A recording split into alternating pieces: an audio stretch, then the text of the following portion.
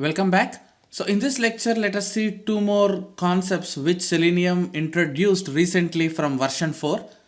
So now you can capture web element screenshot.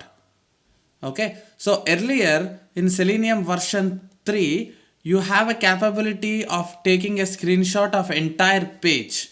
But if you want to take a screenshot only, let's say this specific web element, now you have typed core Java course, right, by getting that from our homepage. Now you want to know whether that text is correctly written in this edit box or not. So you just need a screenshot of this specific field to understand how that is behaving. See, you can get the entire page screenshot as well, but they have modified and brought a new version of taking only partial screenshot of which you are really interested in.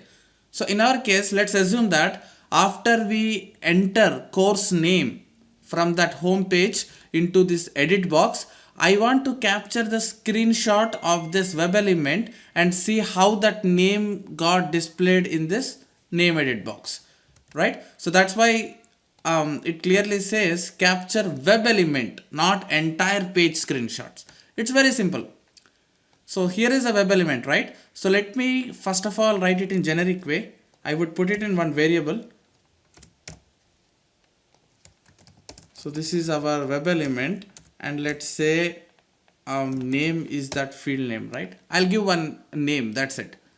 Move your cursor, right? So now you can remove this. You can simply say name dot send keys course name.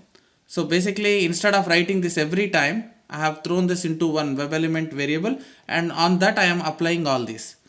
Now after you send the text whatever you want to enter, if you want to get a screenshot of that web element which is name here, so for this web element dot, you have a method called get screenshot as. Okay, so this got introduced in from version 4.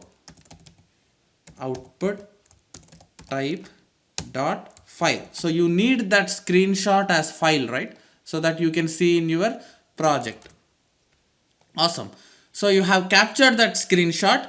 Which screenshot? Only that name web element screenshot. And you have asked to get back that in one file format. So create one variable for file class, so that whatever screenshot it has taken, that will get captured and store it in file variable, right? So move your cursor here, change type of file to file. Perfect, error is gone. So now we have a file, but this is a object of file class, but we need a physical file with a screenshot so that you can open. It could be in PNG format or JPEG format, right? So to get a physical file from file object, there is a class in Java called fileutils. So by default, you won't get this class. You need to import one jar, and then you will see this class available to you. So let me show what is that jar. Apache common fileutils maven. So give this text in your Google search. So there is one jar present in Java packages. Apache is the team which provided that jar for us, which will convert a file object to the physical file, right? And you need to download this jar. I already have in my machine common IO, right? And I have also imported that jar in my project as well. So you need to download that project and bring it to your Java build path. I just placed it here. So after that, now this method will be enabled. Fileutils dot, there is a method called copy file. You see that? Copy file is a method, and it takes two arguments. One is source file and one is destination file. So we already have source file, isn't it? This is our source file. We captured the screenshot, and the file object we have to place in source file, right? And in the destination file, you have to create another file object and give the name of that file. So let's say I want that name as logo.png extension, and that's it. So this method will actually take this file object and convert it into a file in your system with logo.png. With this name, now you will see a file after you run this test. So this is how you capture screenshot and convert into your physical file, right? Move your cursor and it will ask you to add throws declaration, and that way the error will go away. Awesome, that's it. Now run your test and you will see a logo.png with a screenshot of only that name edit box. Okay, so you can use this concept just to see if the whatever course you brought is successfully entering into name edit box or not, or for any other reason. So let me run this test. So as usual, it will open the parent window first and then it will trigger child window.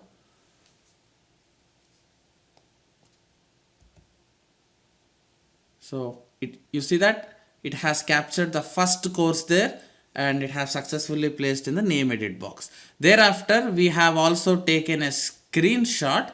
Let's see if screenshot is present or not. So on your project, right click, refresh your project. And you see that one file got generated. So right click, properties, go to that file location in your system and open it.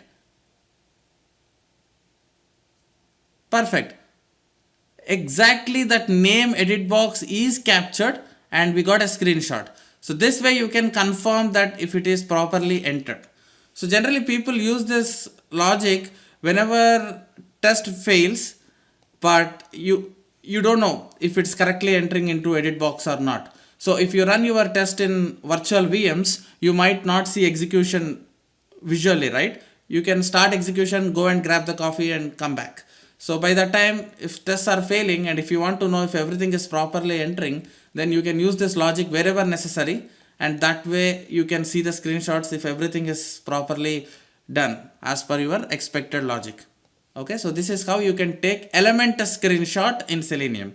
You can also take entire page without relying on any element. There is one lecture which explains about that in our course, so you will soon come across that. Alright. In the next lecture, let me show you about how to get dimensions, height and width of an element using Selenium. Thank you.